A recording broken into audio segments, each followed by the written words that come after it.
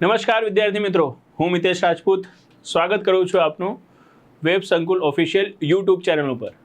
તો વિદ્યાર્થી મિત્રો, જેમ કે હવે તમે જુઓ છો કે જે એન્વાયરમેન્ટ છે, જે પર્યાવરણ છે, એક અગત્યનો વિષય બની ચૂક્યો છે. કેમ ભાઈ અગત્યનો વિષય બની ચૂક્યો છે? કેમ કે પહેલાં તો ખાલી જીપીએસસીમાં જ આવતો હતો, પણ હવે આપ જોશો તો જીપીએસસી જે નવા રિક્રુટમેન્ટ રૂલ આવ્યા છે પીએસઆઈના પીએસઆઈમાં, રાઈટ, એની સાથે સાથે આપ જોશો તો સીસીઈની મેન્સ છે મેન્સમાં, અને હોપસો જે કોન્સ્ટેબલ છે કોન્સ્ટેબલમાં બી શું હશે? એન્વાયરમેન્ટનો વેટેજ હશે. તો દરેક પરીક્ષાઓમાં હવે શું થઈ ગયું છે? જે એન્વાયરમેન્ટ છે, પર્યાવરણ છે, રાઈટ, એ ટોપિક થઈ ગયો છે. તો હવે આપણે શું કરવું પડશે? આ જે પર્યાવરણ છે, પર્યાવરણ વિષયને તૈયાર કરવું પડશે.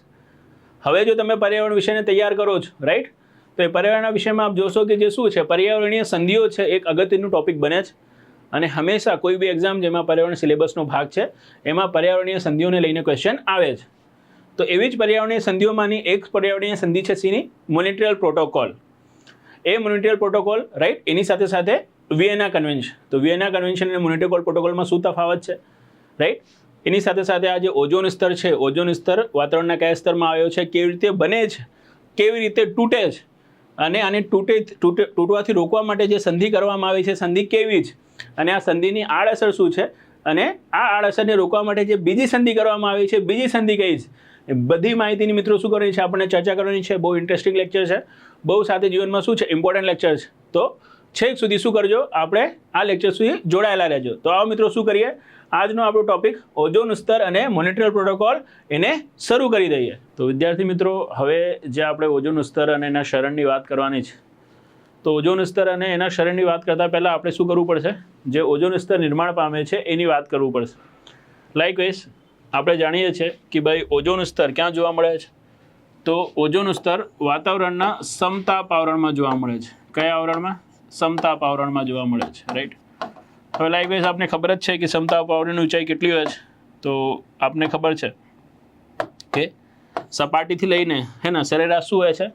સરેરાશ 12 કિલોમીટર સુધી તો આપણે શું કહેતા હોઈએ છીએ કે ભાઈ આ જે છોભાવરણ છે, છોભાવરણ હોય છે, રાઈટ. પછી 12 કિલોમીટરથી આપણે શું લેતા હોઈએ છીએ? સમતાપ આવરણ લેતા હોઈએ છીએ. તો 12 કિલોમીટરથી ઓન એન એવરેજ શું હોય છે? 50 કિલોમીટર સુધી શું હોય છે? જે સમતાપ આવરણ હોય છે, સમતાપ આવરણ હોય છે, રાઈટ. હવે 12 કિલોમીટરથી લઈને જે 50 કિલોમીટર સુધી શું છે? સમતાપ આવરણ છે. એ સમતાપ આવરણમાં 15 થી 35 કિલોમીટરના ઊંચાઈમાં, કઈ ઊંચાઈમાં? 15 થી 35 કિલોમીટરની ઊંચાઈમાં શું હોય છે? જે ઓઝોન ગેસ હોય છે, ઓઝોન ગેસનું આવરણ હોય છે, રાઈટ. તો લાઇકવાઇઝ આપણે એક્ઝામમાં ક્યારેક ક્વેશ્ચન પૂછે કે ભાઈ ઓઝોન ગેસનું આવરણ સમતાપ આવરણમાં કેટલા ઊંચાઈમાં જોવા મળે છે? તો આન્સર શું આવશે? તો આન્સર આવશે 15 થી 35 કિલોમીટરની ઊંચાઈમાં. 15 થી 35 કિલોમીટરની ઊંચાઈમાં શું હોય છે? જે ઓઝોન ગેસનું આવરણ હોય છે, ઓઝોન ગેસનું આવરણ જોવા મળે છે. હવે ક્વેશ્ચન આ થાય છે કે ભાઈ ઓઝોન ગેસનું આવરણ જોવા કેવી રીતે મળે છે ને? ઓઝોન ગેસ રચાય છે કેવી રીતે? તો આપને ખબર છે કે ઓઝોન ગેસ માટે શું હોય છે? જે ચેપમેન સાયકલ હોય છે. કઈ સાયકલ? જે ચેપમેન સાયકલ હોય છે, ચેપમેન સાયકલ કે ચેપમેન ચક્ર જવાબદાર હોય છે. જેમ કે આપને ખબર છે કે ભાઈ ઓક્સિજનથી ઓઝોન અને ઓઝોનથી ઓક્સિજન બનવાની શું હોય છે? ઘટના હોય છે, સ્વતઃ પડે ચાલે છે. અને આ જે ઓક્સિજનથી ઓઝોન અને ઓઝોનથી ઓક્સિજન બનવાની જે ઘટના છે એને જ આપણે શું કહીએ છીએ? એને જ આપણે કહીએ છીએ ચેપમેન સાયકલ. શું કહીએ છીએ? Chapman cycle. લાઇકવાઇઝ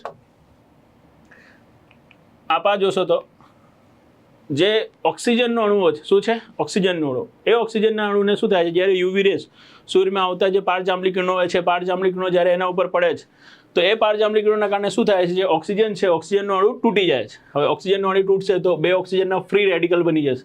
શું બની જશે? ફ્રી રેડિકલ, હે ને? મતલબ આના ઉપર આ રીતે ડોટ બતાવી દો. મતલબ એક ઇલેક્ટ્રોન અયુગ્મિત હોય તો એને શું કહેવાય છે? તો એને કહેવાય છે ફ્રી રેડિકલ. શું કહેવાય છે? Free radical. તો આ રીતે ઓક્સિજનના શું બની જશે? બે ફ્રી રેડિકલ બની જશે. હવે આ ઓક્સિજનનો ફ્રી રેડિકલ, હે ને? ફ્રી રેડિકલ શું હોય છે? અત્યંત ક્રિયાશીલ હોય છે. તો આ ઓક્સિજનનો ફ્રી રેડિકલ શું થશે? જેવી રીતે બીજા કોઈ ઓક્સિજનના અણુ સાથે અથડાશે તો એની જોડે જોડાઈ જશે, અને એની જોડે જોડાશે તો શું બની જશે? તો બની જશે ઓઝોન. લાઇકવાઇઝ આ કેમિકલ જે પ્રક્રિયા છે ને આપણે આ રીતે લખ્યું હોય તો લાઇકવાઇઝ આ ઓક્સિજન છે O2 પ્લસ શું બન્યું? જે અલ્ટ્રાવાયોલેટ રેસ છે, યુવી રેસ આના ઉપર પડી, રાઈટ. તો શું થઈ ગયું? જે ઓક્સિજનનો અણુ છે, ઓક્સિજનનો અણુ તૂટી ગયો, રાઈટ. હવે આ ઓક્સિજનનો અણુ શું થાય છે? જ્યારે ઓક્સિજનના બીજા અણુથી શું થાય છે? અથડાય છે, હે ને? ઓક્સિજનનો જે ફ્રી રેડિકલ છે ઓક્સિજનના બીજા અણુથી અથડાશે તો શું બની જશે? તો બની જશે O3. O3 જેને આપણે શું કહીએ છીએ? ઓઝોન. તો આ રીતે શું થાય છે? ઓક્સિજનથી ઓઝોન બને છે. અને આ જે ઓઝોન છે, રાઈટ, આ ઓઝોનથી શું બને છે? આ ઓઝોનથી ઓક્સિજન બી બની જાય છે. કેવી રીતે? કે લાઈક સમજો, ઓક્સિજનથી જો ઓઝોન બની રહ્યો છે તો કેવી રીતે બની રહ્યો છે? કે ભાઈ ઓક્સિજનનો જે ફ્રી રેડિકલ મુક્ત થયો છે એ ફ્રી રેડિકલ જ્યારે ઓક્સિજનના અણુ જોડે અથડાય છે તો શું બને છે? તો ઓઝોન બને છે. ઇન કેસ આ જે ફ્રી રેડિકલ છે, આ ફ્રી રેડિકલ શેનાથી અથડાઈ જાય? જો ઓઝોનથી અથડાઈ જાય. શેનાથી અથડાઈ જાય? ઓઝોનથી. તો ફરીથી શું બની જશે? તો ફરીથી બની જશે 2O2. શું બની જશે? 2O2. આ રીતે. તો ઓક્સિજનથી જો ઓઝોન બન્યું તો શું થઈ ગયું? ઓઝોનથી ઓક્સિજન બી બન્યું, હે ને? લાઈકવાઇઝ આપને આ રીતે નહીં સમજવામાં આવી રહ્યું તો ભાઈ આપ શું કરી દો, જે ઓઝોન છે ઓઝોન પહેલાં લખી દો અને પછી ઓક્સિજનનો ફ્રી રેડિકલ લખો. આ રીતે બી આપ લખી શકો છો. તો ફરીથી શું બની ગયું? ઓક્સિજન બની ગયું. તો ઓક્સિજનથી ઓઝોન બન્યો અને ઓઝોનથી શું બન્યો? પાછું ઓક્સિજન બન્યો. તો આ જે ઓક્સિજનથી ઓઝોન અને ઓક્સિજનથી ઓઝોન અને આરામથી બોલો, જે ઓક્સિજનથી ઓઝોન અને ઓઝોનથી ઓક્સિજન બનવાની ઘટના ચાલે છે એને શું કહેવાય છે? એને કહેવાય છે ચેપમેન સાયકલ. આ ચેપમેન સાયકલના કારણે શું હોય છે? જે ઓઝોન ગેસનો સ્તર હોય છે, રાઈટ, એ જાળવી રહે છે. બટ હવે શું થઈ રહ્યો છે? બટ હવે આ જે ચેપમેન સાયકલ છે, ચેપમેન સાયકલમાં વિક્ષોભ થઈ રહ્યો છે. શું થઈ રહ્યું છે? વિક્ષોભ થઈ રહ્યો છે. આ જે ઓઝોનના અણુઓ છે જેટલું નિર્માણ નથી પામી રહ્યા એનાથી વધારે શું થઈ રહ્યા છે? એનાથી વધારે તૂટી રહ્યા છે. એનાથી વધારે તૂટી રહ્યા છે. એના કારણે આ જે ઓઝોન સ્તર છે, ઓઝોન સ્તરમાં શું પડી રહ્યું છે? ગાબડું પડી રહ્યું છે. શું પડી રહ્યું છે? ઓઝોન સ્તરમાં ગાબડું. તો આ જે ઓઝોન સ્તરમાં ગાબડું પ્રક્રિયાની કરવાની શું છે? પ્રક્રિયા છે. આ ઓઝોન સ્તરમાં ગાબડું કરવાની પ્રક્રિયાને શું કહેવાય છે? એને જ કહેવાય છે ઓઝોન ક્ષરણ. શું કહેવાય છે? ઓઝોન ક્ષરણ, ઓઝોન ડિપ્લેશન. હવે લાઈકવાઇઝ આ ઓઝોન ગેસમાં ક્ષરણ થાય છે કેવી રીતે? તો ઓઝોન ગેસમાં ક્ષરણ કરવા માટેના જે જવાબદાર સબસ્ટન્સ હોય છે, હે ને, એ બધાને આપણે શું કહીએ છીએ? એ બધાને આપણે કહીએ છીએ ODS. શું કહીએ છીએ? ODS. ODS બોલે તો ઓઝોન ડિપ્લેટિંગ સબસ્ટન્સ.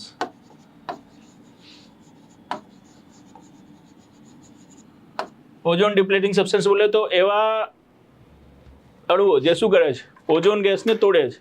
એવા અણુઓને શું કહેવાય છે? એવા અણુઓને ઓઝોન ડિપ્લેટિંગ સબસ્ટન્સ કહેવાય છે. હવે આ જે ઓઝોન ડિપ્લેટિંગ સબસ્ટન્સ છે, જે ઓઝોન ગેસના અણુઓને તોડી રહ્યા છે, એમાં મુખ્ય ઓઝોન ડિપ્લેટિંગ સબસ્ટન્સ કયો છે? તો એમાં મુખ્ય ઓઝોન ડિપ્લેટિંગ સબસ્ટન્સ છે CFC. શું છે? CFC. CFC બોલે તો CFC બોલે તો ક્લોરોફ્લોરોકાર્બન. CFC નું પૂરું નામ શું થઈ ગયું? Chlorofluorocarbon, right. આ જે ક્લોરોફ્લોરોકાર્બન છે, રાઈટ, એ શું છે? એ ગેસોનો સમૂહ છે, હે ને? ઘણા બધા શું હોય છે? જે પદાર્થો હોય છે, પદાર્થો CFCમાં આવી જાય છે, હે ને? કે મેં ક્લોરોફ્લોરોકાર્બન કોને કહેવાય છે? કે ભાઈ લાઇકવાઇઝ શું છે? લાઇકવાઇઝ કોઈ એક એવો પદાર્થ છે જેમાં ક્લોરિન છે, જેમાં ફ્લોરિન છે, અને એની સાથે સાથે શું છે? કાર્બન બી છે. લાઇકવાઇઝ હવે અહીંયા શું કરું? કાર્બન આપણે ખબર છે 4 બોન્ડ બનાવે છે, તો CH2FCl લખી દો, રાઈટ. તો શું થઈ ગયો? આ ક્લોરોફ્લોરોકાર્બન થઈ ગયો. મને 2 4 વાળો લખવું હોય તો એ બી હું લખી શકું છું, CH3 CH2, હે ને, પછી FCl. અદરવાઇઝ એક હાઇડ્રોજનનું અહીંયા ઓછું કરીને શું કરી શકું છું? અહીંયા એક ક્લોરિન વધારી શકું છું, આ રીતે. તો ડિફરન્ટ ફોર્મ્યુલા શું કરી શકાય છે? જે ક્લોરોફ્લોરોકાર્બન છે, ક્લોરોફ્લોરોકાર્બનના જનરેટ કરી શકાય છે. તો જે ક્લોરોફ્લોરોકાર્બન છે, ક્લોરોફ્લોરોકાર્બન શું છે? ઓઝોન ડિપ્લેટિંગ સબસ્ટન્સ, મુખ્ય ઓઝોન ડિપ્લેટિંગ સબસ્ટન્સ, હે ને? આ ક્લોરોફ્લોરોકાર્બનની સાથે, રાઈટ, HCFC બોલે તો હાઇડ્રોક્લોરોફ્લોરોકાર્બન, હે ને? એના સાથે સાથે મિથાઇલ બ્રોમાઇડ CH3Br, હે ને? એની સાથે કાર્બન ટેટ્રાક્લોરાઇડ CCl4, અને એની સાથે સાથે, right, chlorofluorocarbon, hydrochlorofluorocarbon, right, methyl bromide, carbon tetrachloride અને CHCl3. આ બધા શું છે? આ બધા જીવનમાં ઓઝોન ડિપ્લેટિંગ સબસ્ટન્સ છે. હવે આ ઓઝોન ડિપ્લેટિંગ સબસ્ટન્સમાં મેં તમને કીધું કે મુખ્યતઃ આપણે કોને ગણીએ છીએ? તો મુખ્યતઃ આપણે ગણી છે કોને? ક્લોરોફ્લોરોકાર્બનને. કોને? ક્લોરોફ્લોરોકાર્બન. હવે આ ક્લોરોફ્લોરોકાર્બન કેવી રીતે ઓઝોન ડિપ્લેટિંગ સબસ્ટન્સ છે? કેવી રીતે આ ઓઝોન ગેસના સ્તરને તોડે છે? તો જે બહુ સિમ્પલ છે. કોઈ બી ક્લોરોફ્લોરોકાર્બનનું શું કરીએ? આપણે ફોર્મ્યુલા લઈએ. લાઇકવાઇઝ મેં લીધું CHFCl2. શું લીધું? CHFCl2. ક્લોરિન છે ભાઈ, આ છે કાર્બન, કાર્બન 4 બોન્ડ બનાવે છે, તો એક હાઇડ્રોજન થઈ ગયું, હે ને? 2 ક્લોરિન થઈ ગયા, અને આ શું થઈ ગયું? આ ફ્લોરિન થઈ ગયું. તો આ થઈ ગયું ક્લોરોફ્લોરોકાર્બન. હવે આ ક્લોરોફ્લોરોકાર્બન શું થાય છે? જ્યારે સમતાપ આવરણમાં પહોંચે છે, અને સમતાપ આવરણમાં શું થાય છે? જ્યારે આના ઉપર UV રેઝ, રાઈટ, પારજામ લિક્વિડનો જે ફોટોન છે, રાઈટ, એ પડે છે, તો શું થાય છે? તો આ જે ક્લોરોફ્લોરોકાર્બન છે, ક્લોરોફ્લોરોકાર્બનમાં જે ક્લોરિનનું અણુ છે, ક્લોરિનનું અણુ શું થાય છે? છૂટું પડે છે. શું થાય છે? છૂટું પડે છે. લાઇકવાઇઝ આ થઈ ગયું CHFCl પ્લસ ક્લોરિનનો ફ્રી રેડિકલ. શેનો ફ્રી રેડિકલ? ક્લોરિનનો ફ્રી રેડિકલ. અને મેં તમને કીધું કે આ જે ફ્રી રેડિકલ હોય છે, ફ્રી રેડિકલ શું હોય છે? ફ્રી રેડિકલ અત્યંત શું હોય છે? અત્યંત ક્રિયાશીલ હોય છે. હવે આ ફ્રી રેડિકલ ક્યાં છૂટો પડ્યો છે? તો આ ફ્રી રેડિકલ છૂટો પડ્યો છે ઓઝોન આવરણમાં. ઓઝોન આવરણમાં મતલબ સમતાપ આવરણમાં. હવે સમતાપ આવરણમાં જ્યારે આ ફ્રી રેડિકલ છૂટો પડ્યો છે, તો આ ફ્રી રેડિકલ શું કરશે? જે ઓઝોન ગેસ છે સમતા પર્યાવરણમાં ઓઝોન ગેસ આવે છે એની સાથે રિએક્ટ કરી જશે, અને જો રિએક્ટ કરી જશે તો શું બની જશે? તો બની જશે ClO પ્લસ ઓક્સિજન. આ રીતે. તો જો ઓઝોનનો પહેલો અણુ અહીંયા શું થઈ ગયો? ઓઝોનનો પહેલો અણુ અહીંયા તૂટી ગયો. આ જે સ્ટેપ છે હે ને, આ સ્ટેપને કહેવાય છે ચેન ઇનિશિએશન. ચેન ઇનિશિએશન મતલબ શું થાય છે? ચેનની અહીંયાથી શરૂઆત થાય છે. આ એક ચેન પ્રક્રિયા છે. કેવી રીતે આ ચેન પ્રક્રિયા છે આપ જોશો કે આ ક્લોરીનનો એક ફ્રી રેડિકલ જે મુક્ત થયો છે એ એવું નથી કે શું થશે? ઓઝોનના એક જ અણુઓને તોડશે. એક ક્લોરોફ્લોરોકાર્બનનો પોટેન્શિયલ કેટલો છે? તો એક ક્લોરોફ્લોરોકાર્બનનો પોટેન્શિયલ એટલો છે કે 1,00,000 ઓઝોનના અણુઓને તોડી શકે છે. કેટલા અણુઓને? 1,00,000 ઓઝોનના અણુઓને તોડી શકે છે. આ ક્વેશ્ચન બી ઘણી વખત પૂછાય છે કે એક ક્લોરોફ્લોરોકાર્બન હે ને કેટલા ઓઝોનના અણુઓને તોડી શકે છે? તો એક ક્લોરોફ્લોરોકાર્બન 1,00,000 ઓઝોનના અણુઓને તોડી શકે છે. કેટલા? 1,00,000. કેવી રીતે? તો આ એક ચેન પ્રક્રિયાના માધ્યમથી કાર્ય કરે છે. ક્લોરોફ્લોરોકાર્બન છે એમાંથી શું થયો? ક્લોરીનનો ફ્રી રેડિકલ મુક્ત થયો. હવે આ ક્લોરીનનો ફ્રી રેડિકલ શું થાય છે? ઓઝોન છે, ઓઝોન ગેસના અણુને તોડી નાખ્યો કે નહીં? ઓઝોન હતો એનાથી શું બની ગયો? રાઈટ, ક્લોરીન ઓક્સાઇડ અને ઓક્સિજન એક અણુ ગયો. આ ચેન અહીંયાથી શું થઈ છે? શરૂ થઈ છે. ક્લોરીનનો ફ્રી રેડિકલ શું થયો છે? મુક્ત થયો છે. હવે આ ચેન આગળ વધશે. આ ભાગને કહેવાય છે ચેન પ્રપોગેશન. શું કહેવાય છે? Chain propagation. આ ચેન આગળ વધતી જશે. એક પછી એક શું થશે? જે ઓઝોનના અણુઓ છે તૂટી જશે. કેવી રીતે? કે હવે આ જે ClO બન્યો, શું બન્યો? અહીંયા ClO બન્યો કે નહીં? આ જે ClO છે આ ઓઝોનના બીજા અણુને અથડાશે. કોને અથડાશે? ઓઝોનના બીજા અણુને. હવે જ્યારે આ બીજા અણુને અથડાશે ને તો ફરીથી શું થશે? ફરીથી ક્લોરીનનો ફ્રી રેડિકલ મુક્ત થઈ જશે. અને અહીંયા તો આપ જોઈ રહ્યા છો હે ને, 3 પરમાણુ છે એને એક પરમાણુ અહીંયા મળશે તો શું બની જશે? 2O2. શું બની જશે? 2O2. આ રીતે. ઓકે, તો ક્લોરીનનો ફ્રી રેડિકલ જે અહીંયા કન્ઝ્યુમ થયો તો અહીંયા શું થઈ ગયો? અહીંયા પાછો ફ્રી પડી ગયો. અને જો અહીંયા પાછો ફ્રી પડી ગયો તો ફરીથી શું કરશે? ફરીથી અહીંયાથી રિવર્સ કરી નાખશે આ પ્રક્રિયાને. આ એક ત્રીજા શું કરશે? ઓઝોનના અણુને તોડશે. પછી ClO અને ઓક્સિજન બનાવશે. એ ClO પછી ચોથા ઓક્સિજન જે ઓઝોન છે ઓઝોનના અણુને તોડશે. ફરીથી મુક્ત થઈ જશે તો આ 5મા ઓઝોનના અણુને તોડશે. તો આ રીતે આ પ્રક્રિયા ચાલતી રહેશે. ક્યાં સુધી? તો ત્યાં સુધી જ્યાં સુધી શું ના થાય? જ્યાં સુધી આ ચેન ટર્મિનેટ થાય. શું ના થાય? ટર્મિનેટ. હે ને? તો થર્ડ જે સ્ટેપ છે એ સ્ટેપ છે ચેન ટર્મિનેશન. શું છે? Chain termination. રાઈટ. તો ચેન ટર્મિનેશન ક્યારે થશે? કે ઇન કેસ આ ક્લોરીનના ફ્રી રેડિકલને ક્લોરીનનો બીજો ફ્રી રેડિકલ અથડાઈ ગયો.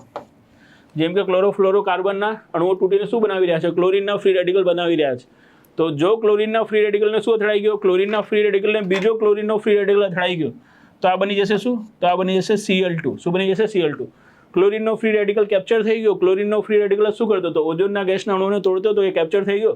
એના કારણે હવે ઓઝોન ગેસનો અણુ તૂટશે નહીં. આ ચેન શું થશે? રોકાઈ જશે. એટલા માટે આ સ્ટેપને શું કહેવાય છે? આ સ્ટેપને કહેવાય છે ચેન ટર્મિનેશન. શું કહેવાય છે? Chain termination. રાઈટ. તો આપણે અત્યાર સુધી જોયું કે ભાઈ આ શું થાય છે? સમતા પર્યાવરણમાં ઓઝોન ગેસ જોવા મળે છે. કેમ કે ચેપમેન સાયકલના કારણે ઓક્સિજનથી ઓઝોન અને ઓક્સિજનથી ઓઝોન અને ઓઝોનથી ઓક્સિજન સ્વતઃ બનતી રહે છે. આ સાયકલ બેલેન્સ હોય છે અને એના કારણે શું હોય છે? ઓઝોન ગેસનો સ્તર આપણે સમતા પર્યાવરણમાં જોવા મળે છે. પણ હવે ક્લોરોફ્લોરોકાર્બનના કારણે શું થઈ રહ્યું છે? એ ઓઝોન સ્તરમાં ગાબડા પડી રહ્યા છે. કેમ ગાબડા પડી રહ્યા છે? કેમ કે ક્લોરોફ્લોરોકાર્બન શું કરે છે? ઓઝોન ગેસના અણુઓને તોડી દે છે. રાઈટ. કેવી રીતે તોડી દે છે? તો આવી રીતે તોડી દે છે. કેવી રીતે? તો આવી રીતે તોડી દે છે. ઓકે, એક ક્લોરોફ્લોરોકાર્બનનો અણુ સંભવતઃ કેટલા ઓઝોનના અણુઓને તોડી શકે છે? તો એક ક્લોરોફ્લોરોકાર્બનનો અણુ સંભવતઃ 1,00,000 ઓઝોનના અણુઓને તોડી શકે છે. કેટલા ઓઝોનના અણુઓને તોડી શકે છે? 1,00,000 ઓઝોનના અણુઓને તોડી શકે છે. રાઈટ. એના કારણે શું થઈ રહ્યું છે? જે ઓઝોન ગેસનો સ્તર છે ઓઝોન ગેસના સ્તરમાં ઘટાડો થઈ રહ્યો છે. જે જ પ્રક્રિયાને આપણે શું કહીએ છીએ? જે જ પ્રક્રિયાને કહીએ છીએ આપણે ઓઝોન ક્ષરણ. શું કહીએ છીએ આપણે? ઓઝોન ક્ષરણ. રાઈટ. હવે આ જે ઓઝોનની આખીને આખી આપણે શું કરી છે? વાત કરી છે. એમાં બીજા બી શું છે? બીજા બી થોડા ફેક્ટ છે જે આપણે ખબર હોવા જોઈએ. એ આપ જોઈ લો. એના જ પછી શું કરીશું? આપણે આ ઓઝોન જે ક્ષરણ થઈ રહ્યો છે એને રોકવા માટે કઈ કઈ સંધિ કરવામાં આવી છે, કયા કયા પ્રયાસો કરવામાં આવે છે એ જોઈશું. તો બેઝિકલી આ જે ઓઝોન ગેસનું આવરણ છે હે ના, ક્યાં આવેલો છે? સમતા પર્યાવરણમાં આવેલો છે. હવે લાઈક ભાઈ સમતા પર્યાવરણમાં શું નથી? આખું 12 થી લઈને 50 કિલોમીટર સુધી તો શું નથી? જે ઓઝોન ગેસનું આવરણ છે ઓઝોન ગેસનું આવરણ છે નહીં. ઓઝોન ગેસનું આવરણ શું છે? લાઈક ભાઈ આ રીતે છે કે ભાઈ આખો સમતા પર્યાવરણ છે અને 15 થી શું છે? 35 કિલોમીટરની ઊંચાઈ છે. તો અહીંયા શું આવેલો છે? ઓઝોન ગેસનું આવરણ આવેલો છે. રાઈટ. હવે આ ઓઝોન ગેસનો જો આવરણ આવેલો છે તો ઓઝોન ગેસની શું છે? જે ઊંડાઈ છે, જે જાડાઈ છે એ શેમાં માપવામાં આવે છે? તો ઓઝોન સ્તરની જાડાઈ માપવામાં આવે છે શેમાં? કઈ યુનિટમાં? તો ડોપ્સન. કઈ યુનિટમાં માપવામાં આવે છે? તો ડોપ્સનમાં માપવામાં આવે છે. ડોપ્સન શું છે? ઓઝોન સ્તરની જે ઊંડાઈ કે અધરવાઇઝ ઓઝોન સ્તરની જાડાઈ માપવાનો શું છે? એકમ છે.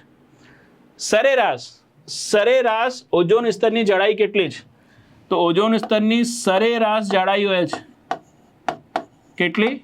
તો આન્સર આવશે 300 ડોપ્સન. કેટલા ડોપ્સન? 300 ડોપ્સન. ઓઝોન સ્તરની જે સરેરાશ જાડાઈ છે, સરેરાશ જાડાઈ કેટલી છે? તો ઓઝોન સ્તરની જે સરેરાશ જાડાઈ છે 300 ડોપ્સન. હવે તમે કહો છો કે લાઈક સર તમે કીધું તો ખરી કે ભાઈ ઓઝોન સ્તરની સરેરાશ જાડાઈ કેટલી છે? 300 ડોપ્સન છે. તો 300 ડોપ્સન એટલે કેટલું જાડું થશે? તો જો હું તમને આવું કહું, કેવું કહું? આવું કે એક ડોપ્સન બરાબર શું હોય છે? એક ડોપ્સન બરાબર શું હોય છે? તો એક ડોપ્સન બરાબર હોય છે 0.01 મિલીમીટર. કેટલું હોય છે? 0.01 મિલીમીટર. હે ને, એક ડોપ્સન બરાબર થાય છે 0.01 મિલીમીટર. 0.01 મિલીમીટર. હે ને, લાઈક આપને ખબર છે કે ભાઈ શું થાય છે? 1 સેન્ટીમીટરમાં 10 મિલીમીટર થાય છે. તો 10 મિલીમીટર થાય છે તો 1 મિલીમીટરનો બી કયો ભાગ? તો 100મો ભાગ. એને શું કહેવાય છે? 1 ડોપ્સન. તો લાઈક આ જો 1 ડોપ્સન છે, હવે 300 ડોપ્સન શું છે? આપણી સરેરાશ ઊંડાઈ છે. તો જો સરેરાશ જાડાઈ 300 ડોપ્સન છે તો કેટલું થયો? તો 300 ને શું કરીશું? 0.01 થી મલ્ટીપ્લાઇડ કરીશું તો આન્સર શું આવશે? તો આન્સર આવશે 3 શું આવશે? 3 કે સરેરાશ જાડાઈ કેટલી છે? તો સરેરાશ જાડાઈ છે આપણી કેટલી? તો 3 કેટલી છે? 3 હે ને. ઓઝોન સ્તરની સરેરાશ જાડાઈ હોય છે 3 હવે 3 કેટલું હોય છે? તો આપ જાણી શકો છો કે ભાઈ 1 સેન્ટીમીટરમાં શું હોય છે? 10 મિલીમીટર હોય છે. તો 3 મિલીમીટર કેટલું થશે ને? જે 1 સેન્ટીમીટરની વચ્ચે શું હોય છે? 0 થી 1 ની વચ્ચે જે 10 લીટા કરેલા હોય છે, કે 1 થી વચ્ચે જે 10 લીટા કરેલા હોય છે, તો 1 લીટા કેટલા ઉપર હોય છે? 1 મિલીમીટર ઉપર હોય છે. તો આવા 3 લીટાની જાડાઈ, હે ને. અદરવાઇઝ આપ આ રીતે બી સમજી શકો છો કે આ જે એવરેજ શું છે, જે સિક્કો હોય છે, હે ને, એ કેટલાનું હોય છે? 1 મિલીમીટરનો. તો આવા 3 સિક્કા તમે એકબીજા ઉપર મૂકી દીધા તો શું થઈ ગયું? 3 મિલીમીટર થઈ ગયું, રાઈટ. તો એક્ઝેક્ટ આપ યાદ રાખજો, ઓઝોન સ્તરની જાડાઈ શેમાં માપવામાં આવે છે? તો ડોપ્સનમાં, રાઈટ. અને એક ડોપ્સન બરાબર કેટલું હોય છે? તો એક ડોપ્સન બરાબર હોય છે 0.01 મિલીમીટર, હે ને. અને જો આપને પૂછે કે ભાઈ ઓઝોન સ્તરની સરેરાશ જાડાઈ કેટલી છે? તો ઓઝોન સ્તરની સરેરાશ જાડાઈ છે 300 ડોપ્સન. એના માટે ઓઝોન સ્તરની સરેરાશ જાડાઈ જો આપણે મિલીમીટરમાં પૂછે તો કેટલી થઈ જશે? 3 થઈ જશે. શું થઈ જશે? 3 મિલીમીટર, રાઈટ. તો જીવનમાં, રાઈટ. ઓકે. તો અત્યાર સુધી આપણે વાત કોની કરી? તો અત્યાર સુધી આપણે વાત કરી કે ભાઈ ઓઝોન કેવી રીતે બને છે અને ઓક્સિજનથી ઓઝોનથી ઓક્સિજન કેવી રીતે બને છે, મતલબ ચેકમેન સાયકલ કેવું છે. ઓઝોન સ્તરનો વિઘટન શું થઈ રહ્યું છે? ક્લોરોફ્લોરોકાર્બનથી કેવી રીતે થઈ ગયો છે, હે ને. આખું મેં તમને લખીને એટલા માટે બતાવ્યું કેમ કે અહીંયામાં તમને નહીં દેખાઈ રહ્યું છે, એટલા માટે મેં શું કર્યું? લખીને બતાવ્યો છે, રાઈટ. અને એના પછી આપણે ઓઝોન સ્તરની જે જાડાઈ છે, રાઈટ, એ જાડાઈ કેવી રીતે માપવામાં આવે છે એ બી જોયો છે. હવે આપણે જોયું કે ભાઈ સરેરાશ તો શું છે? 3 ઓઝોનનો શું હોય છે? જાડાઈ હોય છે. પણ એ ઓઝોનનું સ્તર શું થઈ રહ્યું છે? એ તૂટી રહ્યું છે. કેમ તૂટી રહ્યું છે? તો એનું રીઝન આપણે જોઈ લીધું. શું છે? તો એનો રીઝન છે ક્લોરોફ્લોરોકાર્બન. શું છે? Chlorofluorocarbon, right. તો જો આ ઓઝોન સ્તર તૂટી જશે, હે ને, સતત આપણું ક્લોરોફ્લોરોકાર્બનનું ઉત્સર્જન ચાલુ રહેશે અને ઓઝોન સ્તર તૂટતો જ જશે, તો એની શું આડઅસર આવશે? તો આપણે જાણીએ છીએ કે ભાઈ ઓઝોન આવરણ શું કરે છે? ઓઝોન આવરણ શું કરે છે?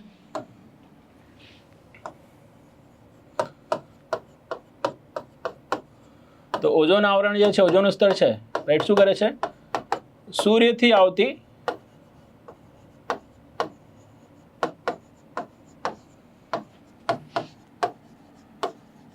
પારજાંબલી કિરણોને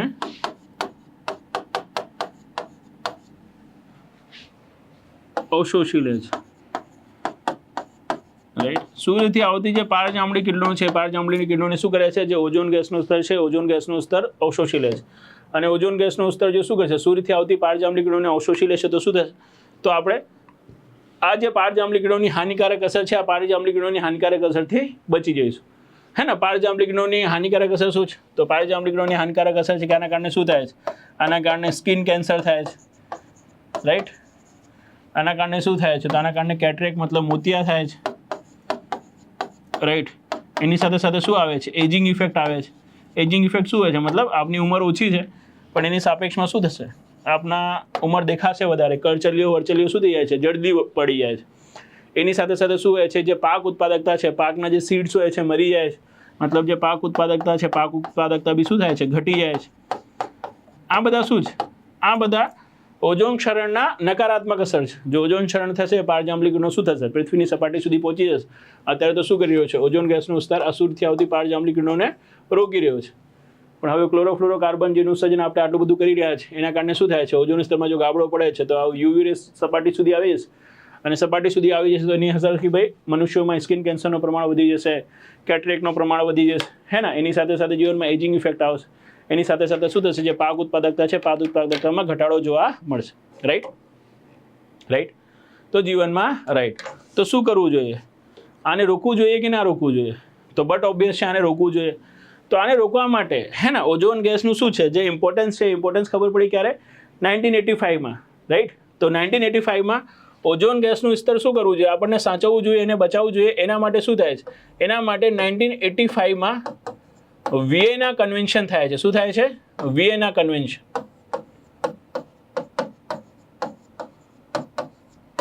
રાઈટ, વિયેના કન્વેન્શન. તો એક વખત જીપીએસસીએ ક્વેશ્ચન પૂછ્યો હતો કે ઓઝોન ગેસનું જે સ્તર છે, રાઈટ, એ ઓઝોન ગેસના સ્તરને સાચવવા માટે સૌપ્રથમ કઈ સંધિ કરવામાં આવી? તો એમાં ઓપ્શનમાં હતું વિયેના કન્વેન્શન. તો આપણને આન્સર શું લગાવવાનું છે? તો આપણને આન્સર લગાવવાનું છે વિયેના કન્વેન્શન. બટ કેવું હતું કે ભાઈ જીપીએસસીએ જે ક્વેશ્ચન પૂછ્યો તે ક્વેશ્ચન તો શું છે, જેટલું એમને આવડે છે એ રીતેથી જ પૂછી શકે છે, અને એમને એટલું જ આવડે છે, રાઈટ, કે ભાઈ કન્વેન્શનને બી સંધિ કહી દીધી. કન્વેન્શન તો શું છે? સહમતિ જ, કે ભાઈ દેશોને શું ખબર પડી? ઓઝોન ગેસ છે એનું ઇમ્પોર્ટન્સ ખબર પડી, અને એને બચાવવા માટે શું કરશે? હવે આ લોકો પ્રયાસ કરશે. એના માટે શું થયા છે? સહેમત થયા છે. હવે કેવી રીતે બચાવવામાં આવશે, રાઈટ, કયા દેશને શું કાર્ય કરવું છે, એના માટે શું હોય છે? એના માટે પ્રોટોકોલ હોય છે. શું હોય છે? પ્રોટોકોલ. તો વિયેના કન્વેન્શનથી જ નીકળીને શું આવે છે? વિયેના કન્વેન્શનથી જ નીકળીને આવે છે મોન્ટ્રીયલ પ્રોટોકોલ. કયો પ્રોટોકોલ? Montreal protocol. રાઈટ. ક્યારે? 1987માં. યાદ હોય તો આનાથી પહેલાંનો જે લેક્ચર હતો, રાઈટ, આપણે યુટ્યુબમાં બી લોકોને બતાવ્યો છે, અને જીવનમાં જે લોકો આપણાથી ભણે છે એ લોકોને બતાવીએ છીએ કે એન્વાયરમેન્ટમાં શું હોય છે કે ભાઈ સૌથી પહેલાં શું હોય છે? સૌથી પહેલાં સમિટ પછી શું બને છે? કન્વેન્શન. અને કન્વેન્શનથી શું નીકળે છે? પ્રોટોકોલ. હે ને, જેમ કે UNFCCC છે, United Nation Framework Convention for Climate Change છે. તો એનાથી નીકળ્યો છે શું? તો એનાથી જ નીકળ્યો છે ક્યોટો પ્રોટોકોલ, હે ને, અને પછી પેરિસ એગ્રીમેન્ટ. એ જ રીતે વિયેના કન્વેન્શનથી શું નીકળ્યો છે? Montreal protocol 1987. મોન્ટ્રીયલ પ્રોટોકોલ 1987માં શું થયો? રજૂ થયો. 16 સપ્ટેમ્બર 1987ના રોજ આ રજૂ થયો છે. એટલા જ માટે આપણે શું કરીએ છીએ? જે 16 સપ્ટેમ્બર છે, 16 સપ્ટેમ્બરને ઓઝોન દિવસ તરીકે ઉજવીએ છીએ. કયા દિવસ તરીકે ઉજવીએ છીએ? ઓઝોન દિવસ તરીકે ઉજવીએ છીએ. રાઈટ. તો ઓઝોન દિવસ તરીકે આપણે શું કરીએ છીએ? 16 સપ્ટેમ્બરને ઉજવીએ છીએ. કેમ 16 સપ્ટેમ્બરને ઓઝોન દિવસ તરીકે ઉજવીએ છીએ? કેમ કે ઓઝોન ગેસનું શું છે, જે સ્તર છે, એની સુરક્ષા માટેની જે શું હતી સંધિ થઈ હતી, ક્યારે રજૂ થઈ હતી? 16 સપ્ટેમ્બરના રોજ રજૂ થઈ હતી. અને 16 સપ્ટેમ્બરના રોજ રજૂ થઈ હતી એના જ કારણે શું થાય છે? જે 16 સપ્ટેમ્બર છે ઓઝોન દિવસ તરીકે ઉજવવામાં આવે છે. આ સંધિ રજૂ થઈ હતી 1987માં, પણ આ લાગુ ક્યારે થાય છે? હે ને, મોન્ટ્રીયલ પ્રોટોકોલ લાગુ ક્યારે થાય છે? તો મોન્ટ્રીયલ પ્રોટોકોલ લાગુ થાય છે આપણને ખબર છે ક્યારે? 1989માં. ક્યારે લાગુ થાય છે? 1989માં, હે ને. તો મોન્ટ્રીયલ પ્રોટોકોલ રજૂ થયો ક્યારે? 1987માં. લાગુ થયો ક્યારે? 1989માં. શું કરવાનું છે આ મોન્ટ્રીયલ પ્રોટોકોલથી? મોન્ટ્રીયલ પ્રોટોકોલ હેઠળ શું કરવાનું છે? તો જે ઓઝોન ડિપ્લીટિંગ સબસ્ટન્સ શું છે? ઓઝોન ડિપ્લીટિંગ સબસ્ટન્સ, જેને આપણે ODS કહી રહ્યા છીએ, એ ODSનો ઉપયોગ ઘટાડવાનો છે. ODSનો ઉપયોગ ઉપર પ્રતિબંધ લગાવવામાં આવ્યો કે ODS ઓઝોન ડિપ્લીટિંગ સબસ્ટન્સના ઉપયોગને ઘટાડવાનો શું કરવામાં આવ્યો? પ્રયાસ કરવામાં આવ્યો. કઈ સંધિથી? મોન્ટ્રીયલ પ્રોટોકોલથી. કે ODSનો સબસ્ટન્સનું શું કરવાનું છે? આપણે ઉપયોગ ઘટાડવાનો છે. હવે ODSમાં શું છે? મુખ્ય સબસ્ટન્સ કયો છે? તો ODSમાં ઓઝોન ડિપ્લીટિંગ સબસ્ટન્સનો મુખ્ય સબસ્ટન્સમાં તમને કીધું કે શું છે? તો દેટ ઇઝ CFC. શું છે? CFC, chlorofluorocarbon. તો ક્લોરોફ્લોરોકાર્બનનું સર્જન આપણને ઘટાડવાનું છે. કેમ કે ક્લોરોફ્લોરોકાર્બન શું કરે છે? જે ઓઝોન ગેસ છે, ઓઝોન ગેસનું ક્ષરણ કરે છે. તો આ જે ક્લોરોફ્લોરોકાર્બન છે, આ ક્લોરોફ્લોરોકાર્બન ક્યાં ક્યાં ઉપયોગ થાય છે? તો આપને ખબર હોય તો ક્લોરોફ્લોરોકાર્બન શું થાય છે? કુલન્ટ તરીકે યુઝ થાય છે. મતલબ રેફ્રિજરેટરમાં, એસીસમાં યુઝ થાય છે, હે ને. એની સાથે સાથે જે એરોસોલ છે, એરોસોલ મતલબ જ્યાં બી આપ શું કરો છો? પાણી અને વાયુને મિક્સ કરીને છોડો છો, એ બધાને શું કહેવાય છે? Aerosols, air solutions, right. તો એરોસોલ્સમાં બી શું હોય છે? જે પ્રોપેલેન્ટ હોય છે, જે ગેસ તમે ભરો છો ને, એને શું કહેવાય છે? એને પ્રોપેલેન્ટ કહેવાય છે. તો લાઇકવાઇઝ આપણો જે ડીઓ હોય, હે ને, એ ડીઓ બી આમ ફૂસફૂસ આપ જે કરો છો, તો ગેસની સાથે શું આવે છે? સ્પ્રે આવે છે કે નહીં? તો એ જે ગેસ આવે છે એ શું હોય છે? એ હોય છે એનો પ્રોપેલેન્ટ. તો એ ગેસ તરીકે શું યુઝ કરવામાં આવતો હતો? એ ગેસ તરીકે યુઝ કરવામાં આવતો ક્લોરોફ્લોરોકાર્બન. CFC જ પ્રોપેલેન્ટ તરીકે યુઝ થતો હતો એરોસોલ્સમાં. એરોસોલ્સમાં આપને ખબર છે આ પરફ્યુમ્સ બી આવી છે, સાથે સાથે પેઇન્ટ્સ બી આવી છે, જે સ્પ્રેથી આપ પેઇન્ટ કરો છો. તો પેઇન્ટ ઇન્ડસ્ટ્રીમાં યુઝ થાય છે, કુલિંગ ઇન્ડસ્ટ્રીમાં યુઝ થાય છે, હે ને, પરફ્યુમ ઇન્ડસ્ટ્રીમાં યુઝ થાય છે ક્લોરોફ્લોરોકાર્બન. તો જો આટલો બધો યુઝ થાય છે, હવે શું કરવાનું છે? આનો ઉપયોગ ઘટાડવાનો છે. તો શું કરવું પડશે? CFC નો કોઈ અલ્ટરનેટિવ શોધવું પડશે કે નહીં? અને આનો અલ્ટરનેટિવ શોધશો તો શું થશે? તો જ મોનિટ્રીયલ પ્રોટોકોલ સક્સેસ જશે. તો શું થયું? આનો કોઈ અલ્ટરનેટિવ મળ્યો કે નહીં? તો આનો અલ્ટરનેટિવ મળી ગયો, હે ને. જેટલી બી પર્યાવરણીય સંધિઓ થઈ છે, લાઈક વાઇઝ ક્યોટો પ્રોટોકોલ થયો છે, જીવનમાં પેરિસ એગ્રીમેન્ટ થયો છે, હે ને, એની સાથે સાથે કિગાલી એગ્રીમેન્ટ થયો છે. તો જે બી પર્યાવરણીય સંધિઓ છે, એ પર્યાવરણીય સંધિઓમાં સૌથી સક્સેસ પર્યાવરણની સંધિ કહેવાય છે. તો કઈ કહેવાય છે? તો એ મોનિટ્રીયલ પ્રોટોકોલ જ કહેવાય છે. શું કહેવાય છે? મોનિટ્રીયલ પ્રોટોકોલ. કેમ કે મોનિટ્રીયલ પ્રોટોકોલનો જે લક્ષ્ય હતો કે ભાઈ આપણે શું કરવાનો છે? ક્લોરોફ્લોરોકાર્બનનું ઉત્સર્જન ઘટાડવાનો છે. એ લક્ષ્યને અચીવ કરવામાં શું થયો છે? આ લક્ષ્યને અચીવ કરવામાં સક્સેસ થયો છે. આ લક્ષ્યને અચીવ કરવામાં શું થયો છે? લક્ષ્યને અચીવ કરવામાં સક્સેસ થયો છે. કેવી રીતે સક્સેસ થયો છે? તો જે બહુ સિમ્પલ છે. ક્લોરોફ્લોરોકાર્બન શું કરે છે? ઓઝોન ક્ષરણ કરે છે. તો ક્લોરોફ્લોરોકાર્બનનો એક અલ્ટરનેટિવ મળી ગયો. શું મળી ગયો? લાઈક અત્યારે આપણે આ જે પરફ્યુમ હોય છે, એ બધામાં CFC નહીં યુઝ થતું, હે ને. જે AC છે કે જે રેફ્રિજરેટર છે, એમાં કુલન્ટ તરીકે શું નહીં યુઝ થતું? CFC યુઝ નહીં થતો. તો ક્વેશ્ચન થાય છે, તો શું યુઝ થાય છે? તો યુઝ થાય છે HFC. શું યુઝ થાય છે? HFC, right. HFC બોલે તો હાઇડ્રોફ્લોરોકાર્બન. HFC નું પૂરું નામ શું છે? હાઇડ્રોફ્લોરોકાર્બન. CFC નહીં યુઝ થતો. હવે શું યુઝ થાય છે? હવે યુઝ થાય છે HFC. અને આ જે HFC છે ને, આ ઓઝોન ક્ષરણ નથી કરતો. HFC શું નથી કરતો? HFC ઓઝોન ક્ષરણ નથી કરતો. કેવી રીતે આપણને ખબર પડી કે ભાઈ HFC ઓઝોન ક્ષરણ નથી કરતો? તો બહુ સિમ્પલ છે. ઓઝોન ક્ષરણ કઈ રીતે થાય છે? પેલી ચેઇન પ્રક્રિયાથી થાય છે, યાદ છે કે નહીં? ક્લોરીનનો શું થાય છે? અણુ છૂટો પડે છે, રાઈટ. ફ્રી રેડિકલ અને ફ્રી રેડિકલ ઓઝોનથી અથડાય છે, પછી ઓઝોનને તોડીને શું બનાવી દે છે? ClO + O2. પછી આ ClO શું થાય છે? ઓઝોનના બીજા અણુથી અથડાય છે અને ક્લોરીનનો ફ્રી રેડિકલ ફરીથી છૂટું પડી જાય છે અને ઓક્સિજનના 2 અણુ બની જાય છે. અને આ ક્લોરીનનો ફ્રી રેડિકલ શું થઈ ગયો? ફરીથી છૂટો પડી ગયો. તો આ ત્રીજા અણુ શું કરશે? જે ઓઝોનનો અણુ છે એને તોડશે. તો આ રીતે ચેન પ્રક્રિયા ચલાવે છે ક્લોરીનનો ફ્રી રેડિકલ. ક્લોરીનનો ફ્રી રેડિકલની સાથે સાથે બ્રોમિનનો ફ્રી રેડિકલ બી શું કરી શકે છે? આ ચેન પ્રક્રિયા ચલાવી શકે છે. પણ હેલોજનમાં જે ફ્લોરિન છે, શું છે? ફ્લોરિન, એ આ ચેન પ્રક્રિયા ચલાવી શકતો નથી, રાઈટ. લાઇકવાઇઝ આપણે પૂછે કે મોસ્ટ રિએક્ટિવ એલિમેન્ટ કયો છે? સૌથી ક્રિયાશીલ, મોસ્ટ રિએક્ટિવ એલિમેન્ટ, રાઈટ. તો આપ લોકો કહેતા હશો સોડિયમ. તો સોડિયમ નથી. મોસ્ટ રિએક્ટિવ એલિમેન્ટ જો છે, રાઈટ, એ હોય છે ફ્લોરિનનો ફ્રી રેડિકલ. શું હોય છે? ફ્લોરિનનો ફ્રી રેડિકલ. મતલબ ફ્લોરિનનો શું છે? પરમાણુ છે અને એની પાસે શું છે? એની પાસે એક અયુગ્મિત ઇલેક્ટ્રોન છે, એક અનપેર્ડ ઇલેક્ટ્રોન છે. તો આ most reactive substance, most reactive element છે ફ્લોરિનનો ફ્રી રેડિકલ. આ એટલો એક્ટિવ છે. લાઇકવાઇઝ તમે હાઇડ્રોફ્લોરોકાર્બનની જે વાત કરો છો, તો હાઇડ્રોફ્લોરોકાર્બનમાં શું હશે? હાઇડ્રોજન હશે, ફ્લોરિન હશે અને શું હશે? અને કાર્બન હશે. આમાંના ક્લોરિન છે, આમાંના બ્રોમિન છે. હાઇડ્રોફ્લોરોકાર્બન શું હોય છે? હાઇડ્રોજન, ફ્લોરિન અને કાર્બન. લાઇકવાઇઝ મને હાઇડ્રોફ્લોરોકાર્બનનો કોઈ બી ફોર્મ્યુલા જનરેટ કરવો હોય તો હું આ રીતે કરી શકું છું. CH2F2. ફ્લોરિન છે, હાઇડ્રોજન છે અને કાર્બન છે, તો હાઇડ્રોફ્લોરોકાર્બન. અધરવાઇઝ મારી ઈચ્છા છે કે ભાઈ એક જ ફ્લોરિન રાખું, તો આ રીતે હું CH3F આ રીતે બી બનાવી શકું છું. અધરવાઇઝ 2 કાર્બનવાળો બી બનાવી શકું છું, હે ને. CH3, CH2F આ રીતે છે કે નહીં? તો બોલો, છે જીવનમાં આ રીતનું છે. કઈ રીતનું છે? આ રીતનું છે. તો બેઝિકલી આપણે જોઈ રહ્યા છે કે ભાઈ હાઇડ્રોફ્લોરોકાર્બનમાં શું છે? ત્યાં ક્લોરિન છે ને આ બ્રોમિન છે. અને આ ક્લોરિન અને બ્રોમિન શું કરી શકે છે? પહેલી ચેન રિએક્શન કરી શકે છે. કઈ પહેલી ચેન રિએક્શન? જે ચેન રિએક્શન મેં હમણાં તમને દર્શાવી છે. ક્લોરિનની સાથે તો દર્શાવેલી જ છે, હે ને. બ્રોમિનની સાથે બતાવ્યું હોય તો જ્યાં ક્લોરિન લખ્યું છે ત્યાં બ્રોમિન લખીને શું કરી નાખો? બધા ક્લોરિન અને બ્રોમિનથી સબસ્ટિટ્યુટ કરી નાખો. તો સેમ ટુ સેમ શું થઈ જશે? સેમ ટુ સેમ જીવનમાં શું થઈ જશે? જે રિએક્શન છે રિએક્શન બની જશે.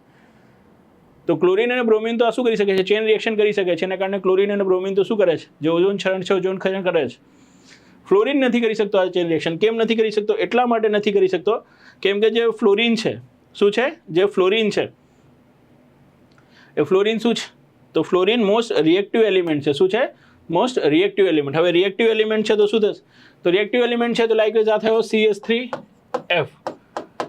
અને પારજાંબલી કિરણોના કારણે શું થયું? પારજાંબલી કિરણોના કારણે સમજો શું થઈ ગયું? આ તૂટ્યો બી, ફ્લોરિન અહીંયાથી તૂટ્યો અને ફ્લોરિનનો ફ્રી રેડિકલ બન્યો, CH3 plus ફ્લોરિનનો free radical.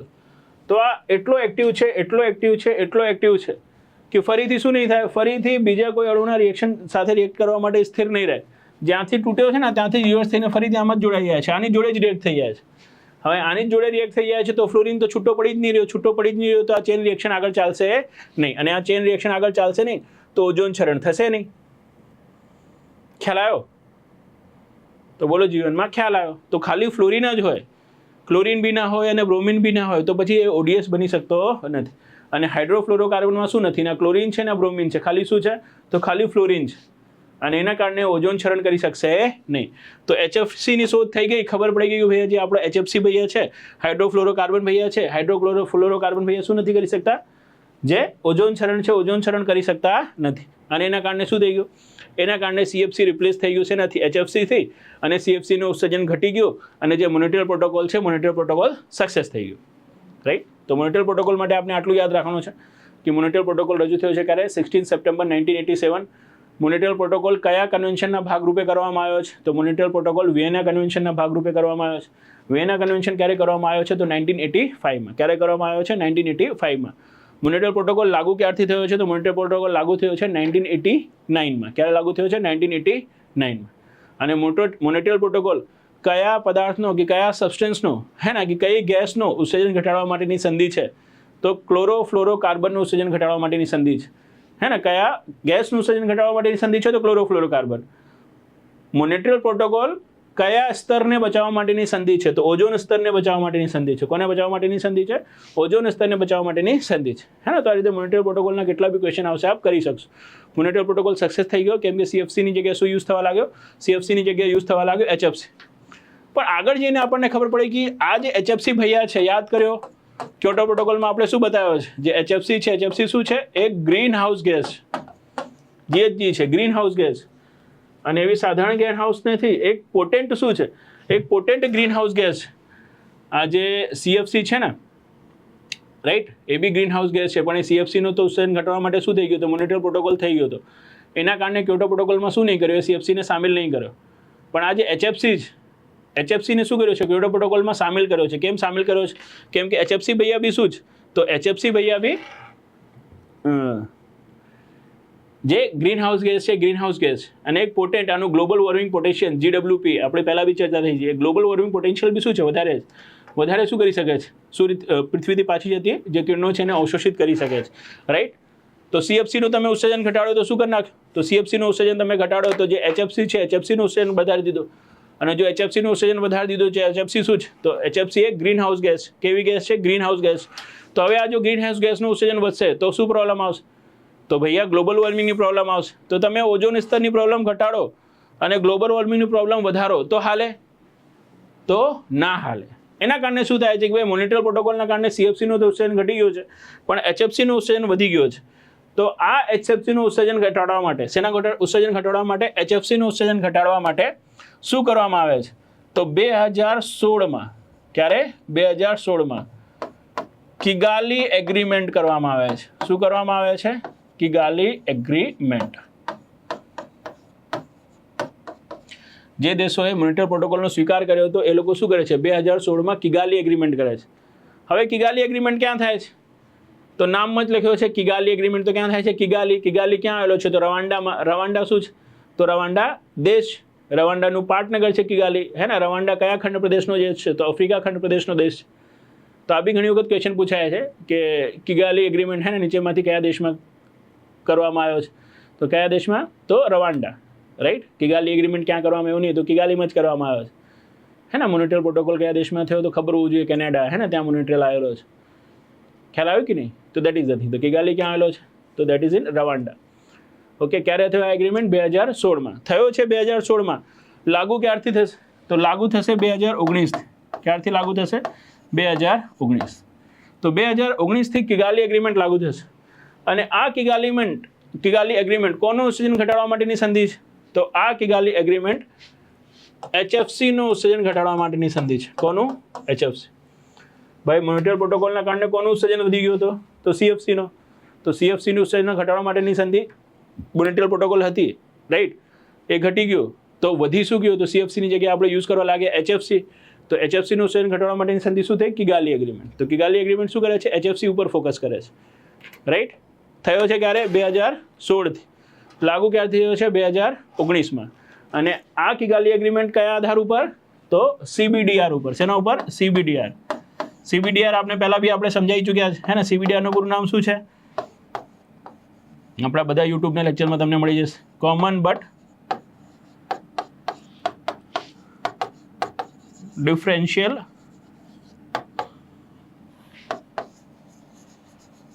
Responsibility. Common but differential responsibility મતલબ CBDR કોને કહેવાય છે? જ્યારે બધાનું શું હોય છે? ઉદ્દેશ એક જ હોય છે, પણ એને પૂર્ણ કરવા માટેનો જે જવાબદારી હોય છે, જવાબદારી શું હોય છે? જુદી જુદી હોય છે. તો કિગાલી એગ્રીમેન્ટ હેઠળ આપણે ખબર છે શું કરવામાં આવે છે? વિશ્વને કુલ 3 ભાગોમાં વિભાજિત કરવામાં આવે છે. કેટલા ભાગોમાં? 3. હે ને. જેમ કે આપ કિગાલી એગ્રીમેન્ટના ટાર્ગેટ્સ જોઈ લો, રાઈટ. કિગાલી એગ્રીમેન્ટ કે ભાગ શું કરવામાં આવે છે? 3 ગ્રુપમાં દેશોને વિભાજિત કરી દેવામાં આવે છે. જે ફર્સ્ટ ગ્રુપ છે એ રિચ અને ડેવલપ ઇકોનોમીઝ છે, હે ને. મતલબ જે વિકસિત દેશો છે, જેમ કે USA છે, UK છે અને યુરોપિયન કન્ટ્રી છે. એ લોકો માટે, હે ને, મેં કીધું ને કે કિગાલી એગ્રીમેન્ટ ક્યારથી લાગુ થયો? તો 2019થી. તો એના માટે તો 2019થી જ લાગુ થયું છે કે 2019થી શું કરવાનું છે? એમને HFCનો ઉત્સર્જન ઘટાડવાનો છે. અને કેટલો ઘટાડવાનો છે? તો 2036 સુધી.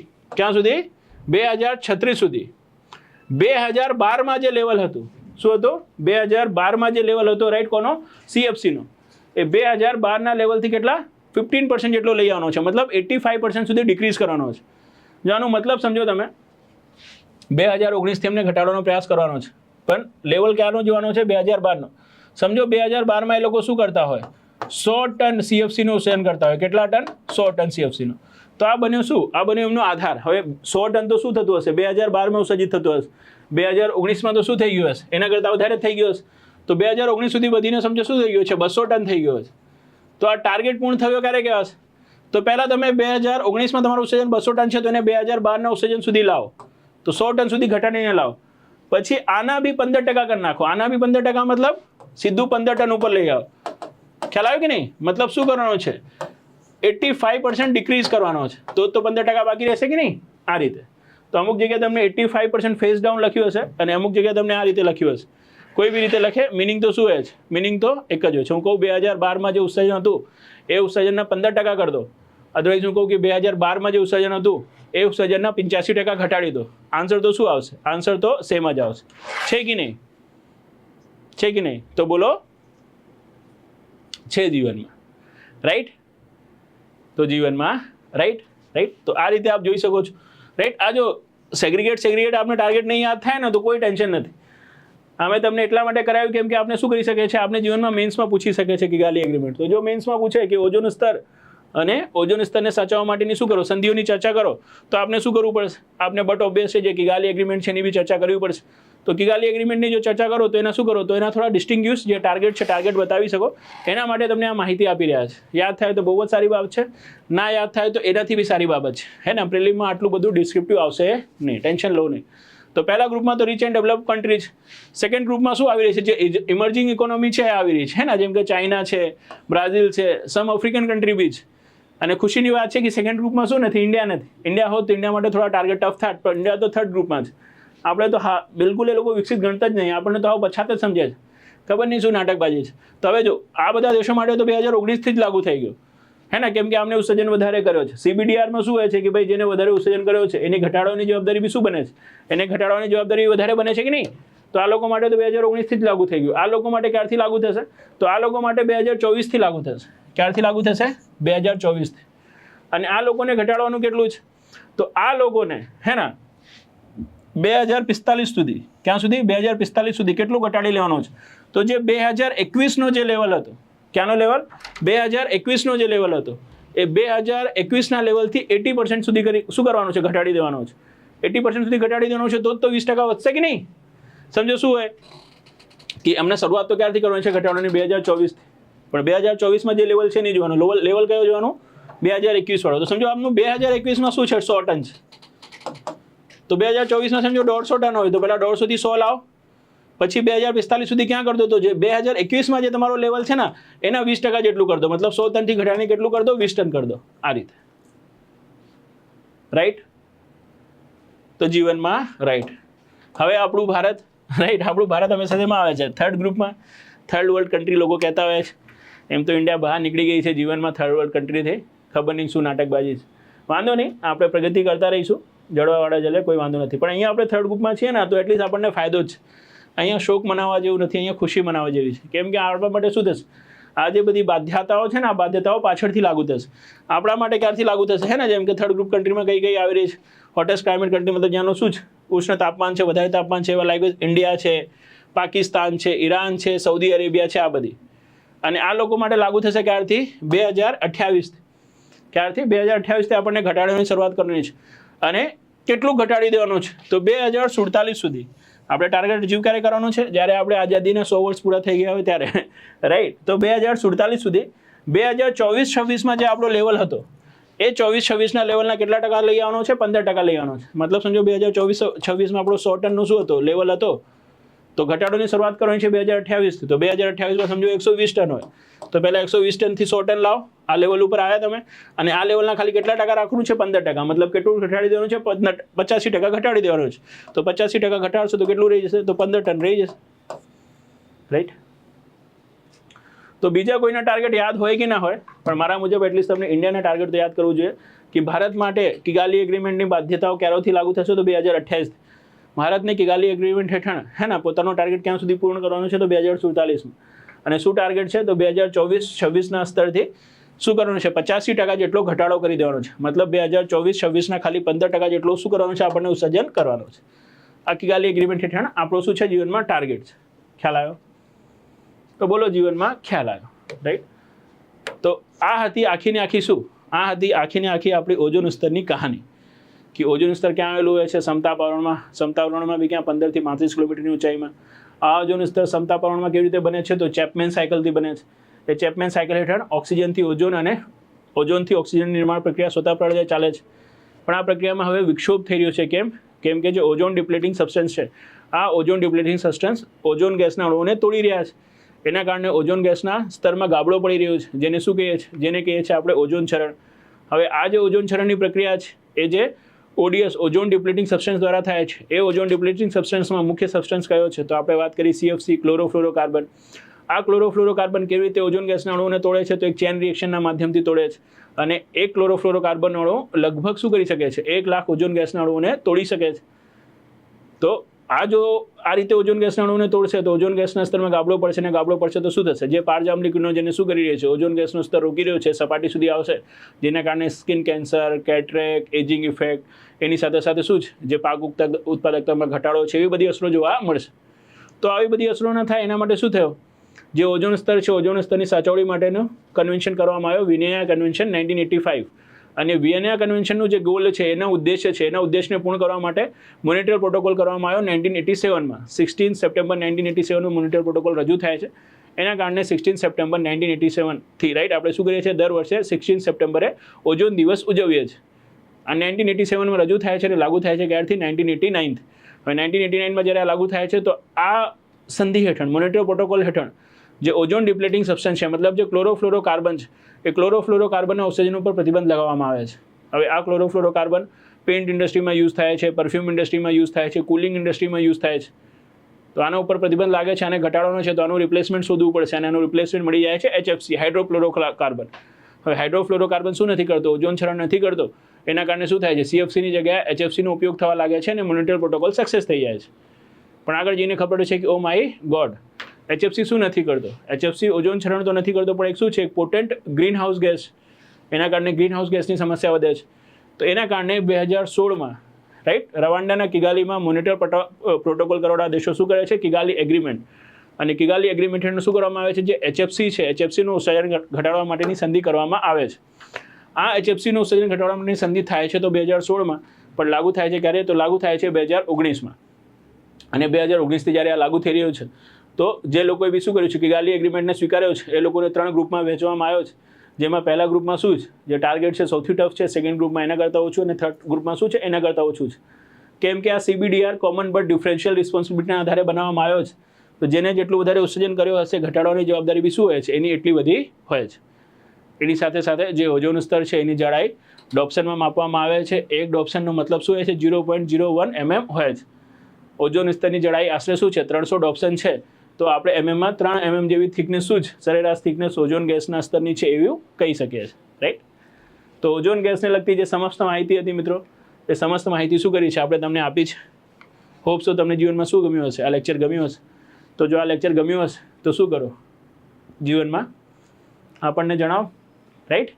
તો ચલો મળીશું ફરીથી નેક્સ્ટ લેક્ચરમાં બીજા ટોપિક્સની સાથે. આજે આ ટોપિકને અહીંયા પૂરો કરીએ છીએ. Thank you very much.